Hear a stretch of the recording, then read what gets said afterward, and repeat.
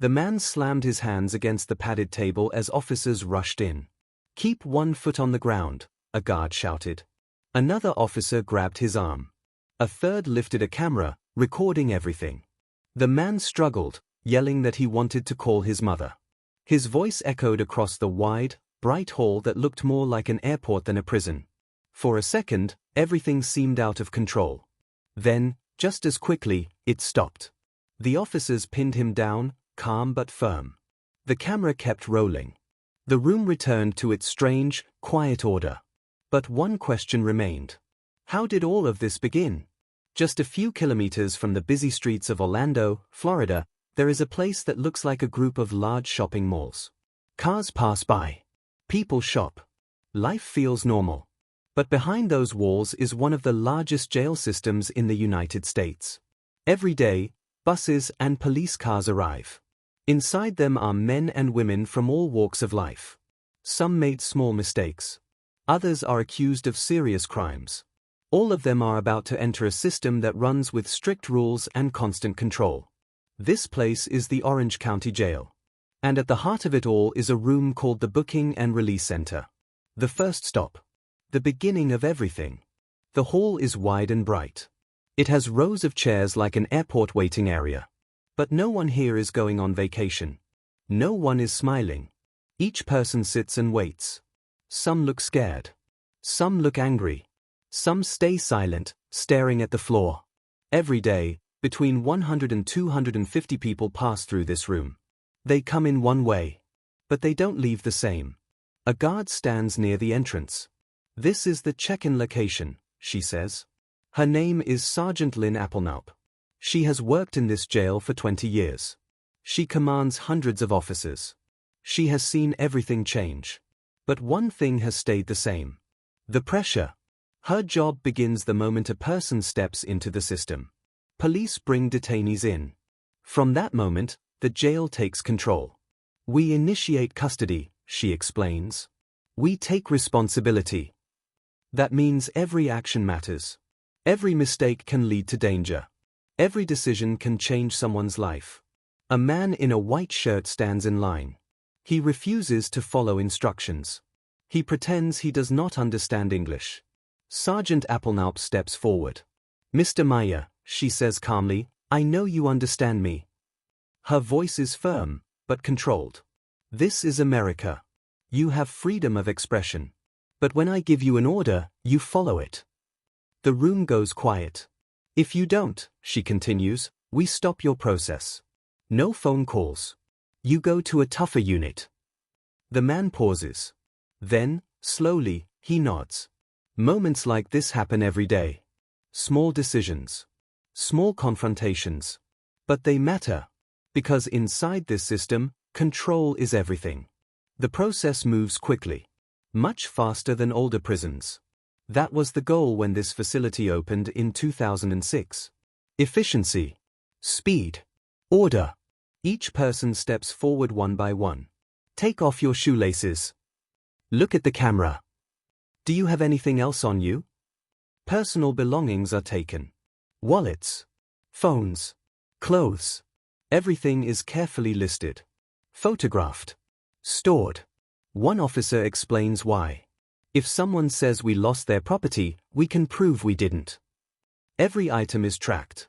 Nothing is left to chance.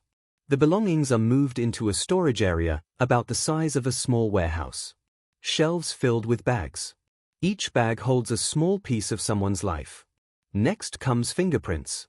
Then medical checks. Blood pressure. Temperature. Basic health questions. Even here, the system moves fast. Time is important. Because more people are always coming. After that, each detainee gets one final moment of connection. 3 phone calls. Some call family. Some call lawyers. Some don't know who to call. For many, it is the last normal conversation they will have for a long time. Then comes the video. A short film explaining the rules. "Welcome," the screen says. "Pay close attention." The detainees watch. Silently. At the end, they must sign a paper. A simple statement. They understand the rules. From that moment, they are part of the system. And the system has its own world. Its own rules. Its own dangers. Because outside, people see prisons as controlled places. Safe. Orderly. But inside, things are different. Very different. The United States has one of the largest prison populations in the world. More than 2 million people live behind bars. That means about 1 in every 115 adults is in prison. It is a number that surprises many people. And with that many people, problems grow. Overcrowding. Conflicts. Fights. Even in modern facilities like this one, tension is always there. Hidden under the surface. In Orange County Jail, the design is new. Glass walls. Bright lights. Cameras everywhere. It looks clean. Organized. Almost calm. But the calm is not always real. Inside, people from very different backgrounds are placed together. A person accused of a small crime might sit next to someone accused of something much more serious. They share space. They share time. They share tension. And sometimes, that tension grows. Officers know this. They watch carefully. They listen. They stay alert. Because even with cameras, even with rules, people find ways to break them. A broken broomstick can become a weapon. A sock and a padlock can be used to hurt someone. Even a simple note can carry a threat. One officer once found a message tied to a makeshift weapon. "They will kill you," it said. This is the reality inside.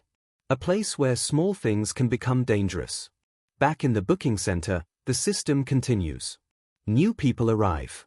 Others are moved forward. Groups are formed. They are led through doors. Doors that separate the outside world from the inside. Once those doors close, things change. Guards take over from the police. The environment becomes stricter. More controlled. More intense. This is where the man from earlier lost control. Where he pushed against the system. Where officers had to step in. And where the reality of prison became clear. Because inside this place, every action has consequences. Every rule matters. And every moment can change. Sergeant Applenaup walks through the hall. She watches everything. She notices small details. A look. A movement. A tone of voice. These things can signal trouble. She knows that the booking center is one of the most sensitive areas in the jail. It is where emotions are highest. Where fear meets anger. Where uncertainty turns into stress. People don't know what will happen next. And that makes them unpredictable. She stops near a group. One man sits quietly. Another taps his foot. A third looks around nervously. All of them are waiting. All of them are thinking. What happens next? The answer is simple. They will be processed. Assigned. Moved. Placed into cells or dormitories. From that moment, their new life begins. A life with strict schedules. Limited freedom. Constant observation. And rules that must be followed. But even before they reach that point, something else is happening. Something less visible. The system is watching. Learning. Recording. Every detail. Fingerprints. Photos. Personal data. Everything is stored. Because in this system, information is power. It helps maintain order. It helps prevent problems. It helps control thousands of people in one place. And it works. Most of the time. But not always. Because behind the order, behind the clean design, behind the cameras, there is still human behavior. And human behavior is not always predictable. Sometimes, it explodes. Just like it did earlier. When the man lost control. When officers had to act. When the camera recorded everything. That moment is not rare. It is part of daily life here. And it is only the beginning. Because beyond the booking center, deeper inside the jail, there is another world. A place where rules are tested. Where groups form. Where power shifts. And where survival becomes the most important thing. And as the doors close behind the new arrivals, they are about to enter that world. But they are not ready. Not yet. And what waits for them inside is far more complex than they imagine. The doors locked behind them with a heavy sound. It was not loud, but it was final. The new arrivals stood still for a moment. Some looked back, even though there was nothing to see anymore. The outside world was gone. Now, they were inside. Inside a system built for control. Inside a place where every movement is watched. Inside a world that works very differently. As they were guided forward, the bright, open space of the booking center disappeared. The corridors became narrower. The air felt different. The silence felt heavier. And then, the doors opened again. What they saw next did not look like the prisons they imagined. There were no long rows of bars. No dark, narrow hallways. Instead, there were glass walls. Large, transparent spaces. Rooms that looked like giant aquariums. These were called pods. Inside each pod, dozens of inmates lived together. Some sat at tables. Some walked slowly in circles. Others watched silently. Everything was visible. Everything was exposed. A guard pointed forward. "This is your unit." The detainees stepped inside. And just like that, their new life began. Each pod was carefully designed. Beds were stacked in small cells or arranged in dormitory-style rooms. A sink. A toilet. A small space with no privacy. Everything was close. Too close. In one small area, people slept, ate, talked, and waited. Time moved slowly here. Very slowly. In the center of the pod was a shared space. A kind of living room. This was where inmates spent most of their time. Eating meals. Playing cards. Talking. Or simply sitting, doing nothing. From the outside, it looked calm. Almost peaceful. But that calm could change at any moment. Above the pod, cameras watched from every angle. There were no blind spots. No hidden corners. Even the smallest movements were recorded. In a nearby room, officers sat in front of screens. This was the control room. The heart of the system. From here, just 2 guards could watch hundreds of inmates. They spoke through microphones. "Prepare for your lawyer's visit." Their voices echoed through speakers inside the pods. They did not need to step inside often. The system was built to reduce contact. To reduce risk. To keep everyone separated. Safe. But distance did not remove tension. It only changed it. Because inside the pods, inmates still found ways to communicate. Through gestures. Through signs. Through small movements that guards sometimes allowed. A man tapped on the glass. Another responded with hand signals. It looked simple. But it carried meaning. Messages passed without words. Connections formed without sound.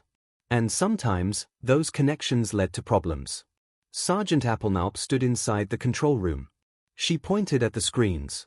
"We can see everything," she said. Hundreds of cameras. Every angle. Every corner. It was a powerful system. But even this system had limits. Because cameras can see. But they cannot feel. They cannot predict what a person will do next. And in a place like this, that matters. Deep inside the jail, there is a floor that officers watch more carefully than any other. The 3rd floor. This is where the most dangerous inmates are held. Here, the rules are even stricter. Cells are smaller. 2 people share a tight space. The lights never turn off. Not even at night. Sleep comes in short, broken moments. Guards walk past every 30 minutes. Checking. Watching. Listening. They look for signs. A change in behavior. A sudden silence. A movement that feels wrong. Because on this floor, things can go wrong very quickly. An officer explained it simply. When we make rounds, we might find serious problems. He did not say more. But everyone understood. Even with cameras. Even with rules. Even with constant checks. Some things still happen. Things that are difficult to talk about. Things that officers try to prevent. Because safety is the goal. For staff. For inmates. For everyone.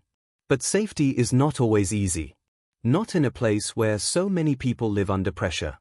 Back in the main pods, the day continued. Inmates moved slowly. Some talked. Some stayed quiet. Some watched everything around them. Sergeant Applenalp walked through one of the units. She nodded at a few inmates. A simple greeting. A small gesture. But it mattered. If I don't look at them, she said, they think I'm afraid. Respect is important here. Not just rules. Not just control. But respect. Because without it, tension grows. And when tension grows, problems follow. Suddenly, something caught her attention. A man raised his hand. But it was not a normal movement. 3 fingers pointed up. Then a fist. Then 5 fingers. A signal. Quick. But clear. Sergeant Applenaup stepped forward immediately. Sir, she said, which dorm are you in? The man hesitated. Then answered. She looked at him carefully. You made signs earlier. He nodded. I'm sorry. Her voice stayed calm. Go back to your dorm. Wait for me there. No shouting. No force. Just control. The man walked away. The situation ended quickly. But the meaning behind it was serious. Because inside prisons, signs like that are not random. They are messages. Connections. Sometimes, they are linked to gangs. And gangs are one of the biggest challenges inside the system. In many prisons, a large number of inmates are connected to groups. These groups bring structure, identity, protection. But they also bring conflict. Rivalries. Fights. Tension that can grow at any moment. That is why officers watch closely. Every movement. Every sign. Every small detail. Because even a simple gesture can lead to something bigger. Later that day, inmates were allowed outside. Each person gets a short time for recreation. Just 1 hour. The space was small. Surrounded by high walls. But it was open to the sky. Some inmates walked slowly. Others exercised. Some just stood still, enjoying the fresh air. For a moment, things felt different. Lighter. But not everyone could join them. Some inmates were considered too dangerous. They stayed alone. Isolated. Locked in their cells for most of the day. When they came outside, it was different. They were placed in individual cages. Small spaces. About 15 square meters. Separated from everyone else. They walked in circles. Back and forth. Like animals in a zoo. It looked strange. But officers explained why. Before this system, these inmates could not go outside at all. Now, at least, they had some time. Some space. Even if it was limited. And according to the staff, it helped. Fewer problems. Less aggression. A small improvement in a difficult environment. But not all prisons had these systems. And even here, problems still happened. Because no design can fully control human behavior. And no system can remove conflict completely. Later, in another part of the jail, something else was happening. An officer held up a strange object. It looked simple. But it was not. A broken broomstick. Pieces of cloth. Carefully tied together. This is a homemade weapon, he said. In prison, objects like this are called shanks. They are made from everyday items. Things that seem harmless. Until they are changed. Used in a different way. Another officer showed a sock with a padlock inside. This can hurt someone badly, he explained. These objects are found often. Confiscated. Stored. Studied. Because they tell a story. A story of how inmates adapt. How they find ways around rules. How they create danger from simple things. And it is not just objects. Sometimes, the danger is hidden in plans. In messages. In actions that seem normal at first. Officers must stay alert. Always. Because the system depends on it. Back in the control room, the screens continued to show everything. Inmates moving. Talking. Waiting. The routine continued. But beneath that routine, something else was always there. Pressure. Uncertainty. And the constant possibility that something could change. At any moment. Sergeant Applenaup looked at the screens again. She had seen this place change over the years. The population had grown. More inmates. More pressure. More challenges. But also more technology. More control. More systems designed to keep everything running. Still, one thing remained true. You always have to be ready, she said. Ready to act. Ready to respond. ready for anything. Because inside this place, nothing is ever completely predictable. And as the day moved forward, that truth was about to be tested again. Somewhere inside the jail, officers were preparing for something unexpected. A search. A tip had come in. Someone had something they should not have. And if the information was correct, it could mean serious trouble. The team gathered. They spoke quietly, planned carefully, because what they were about to do could change everything.